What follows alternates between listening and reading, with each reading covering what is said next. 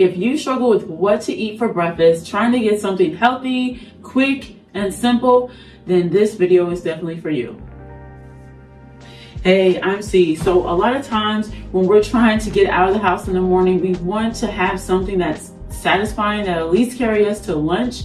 And that can be a little difficult with so many things, other things that you have to think about as you're trying to get out the door. Well, today I'm going to share with you some things that we do to help keep that easy. First, we'll start with eggs. We have them hard boiled or scrambled, and it's real easy to prepare the hard boiled eggs, of course, the night before.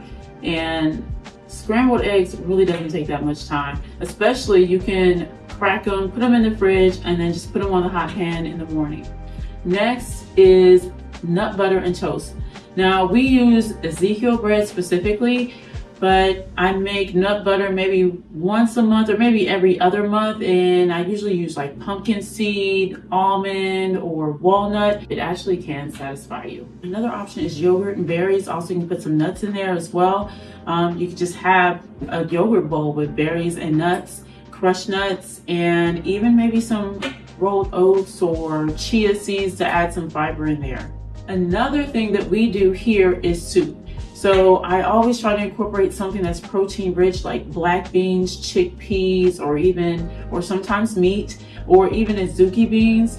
It actually takes me less than 10 minutes to do the soup. With the Instant Pot, I can saute the vegetables, then add the broth, put it on soup mode, and it can cook and then stay warm overnight. And I do know that some of these options or the things that we do is not your typical breakfast food, but you have to be willing to stretch yourself a little bit. And honestly, especially for the soup that I just mentioned, on cold days, your family will appreciate a warm bowl of soup. Other things we do is tuna and salad. So that's pretty easy. Another option is fried sardines. A lot of times I like to put them in like a paper bag and put some flax, oregano in there and just shake it up, make like a little batter like that, and then put them in the hot skillet and fry them. You can also, with that, you can have a salad or some kind of vegetables that you have on hand if you like. Another option we like to do is beef jerky. I get chunks, grass-fed and grass-finished from the local big box store.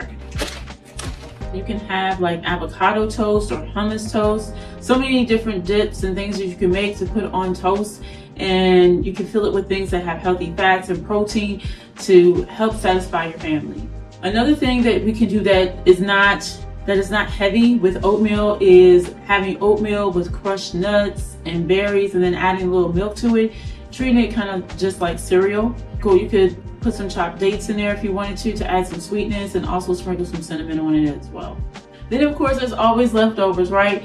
I know we just ate the night before. Sometimes we can reinvent those leftovers. For example, recently I had one chicken breast that was left over, so I chopped it up, put it with some other sauteed vegetables, threw it in the crock pot, poured some sauce over it, and there we go. That was breakfast the next day. It turned out well, it was good and everything. The last thing I'll get to is the grains. So sometimes we'll have quinoa or oatmeal. The thing is with quinoa, you definitely want to soak it.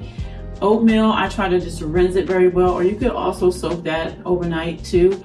But it takes planning like one day prior to. And then what I typically do is rinse it off, put it in the crock pot, maybe definitely with some butter, some cinnamon, some milk, and let that cook, and then you can add whatever toppings you want to it. It's not something that I like to have all the time, but it is an option to have some of the time. Those are some of the things that we do in our home for breakfast to keep things easy and doable.